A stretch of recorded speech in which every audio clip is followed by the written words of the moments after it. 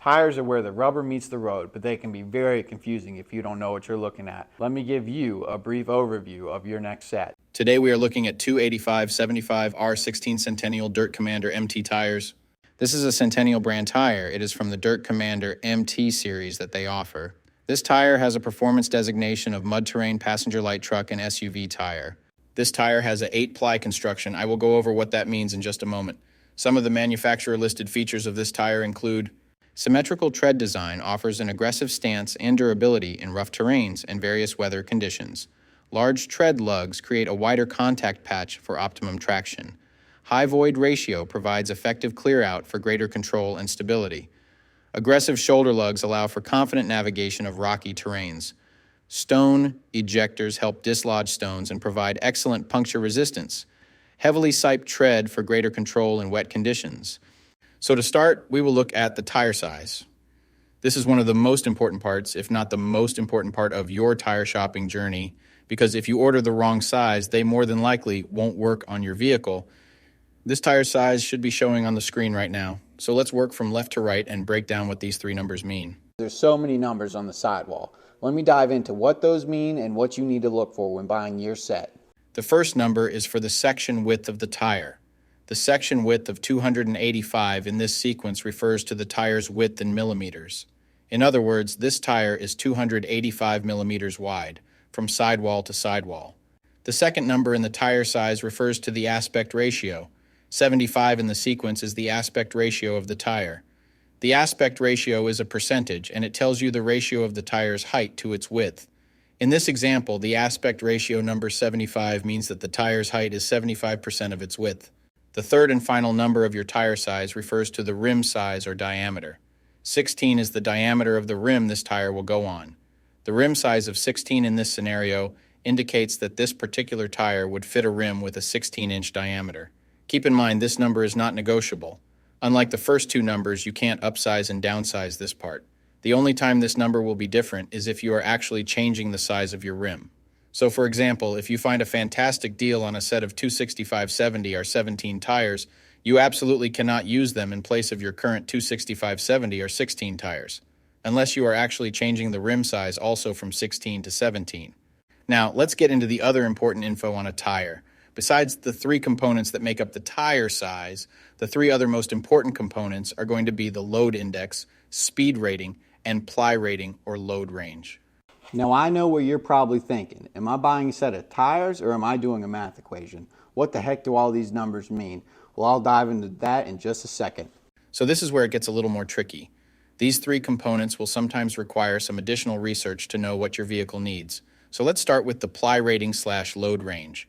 These tires have an 8-ply construction. Each designation represents a different term when looking at a tire. This can directly affect things like max tire pressure and also plays a part in the next two numbers we are going to talk about. When in doubt of the rating your vehicle requires, in most cases it is safe to go with the same rating your vehicle currently has, as long as it was replaced with the correct spec of tire last time they were replaced. Now let's talk about the other two components, load index and speed rating. Next to your tire size, you will see a number and letter combination like 122N. The number 122 is the load index. This is the number relative to the weight capacity of the tire. The higher the number, the greater the load carrying capability of the tire. Load index ranges from 0 to 150. If you are replacing your tires, they have to be the same or higher load index, never lower. For example, if your current load index is 122, a tire of the same size with a load index of 125 would work for you, but not a tire of the same size with a load index of 119. If you replace your tires and the new ones have a lower load index, the tire has a higher likelihood of bubbling and eventually blowing out, so make sure you pay attention to this when buying your set. So for the tire we are looking at today, the load index of 122 represents a weight capacity of 3,307 pounds. For my metric system using friends, that would be a capacity of 1,500 kilograms. Located next to the load index we just talked about, there is a letter. The letter N is the speed rating for this tire. This is the maximum speed sustainable for the tire. Each letter has a corresponding speed rating approved by the Department of Transportation and the tire manufacturer. Alphabetically, the speed rating increases as the letters advance from A to Z, except for the letter H, which we'll explain in a minute. The most common speed ratings range from L, 75 miles per hour, to W, 168 miles per hour. High-performance racing tires speed rated 168 miles per hour or higher are marked ZR.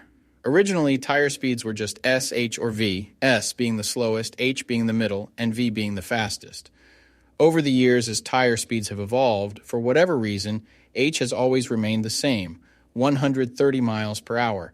When Z-speed rated tires were first introduced, they were thought to reflect the highest tire speed rating that would ever be required, in excess of 240 kilometers per hour or 149 miles per hour.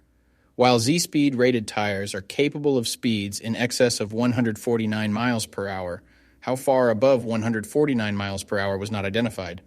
That ultimately caused the automotive industry to add W and Y speed ratings to identify the tires that meet the needs of vehicles that have extremely high top speed capabilities.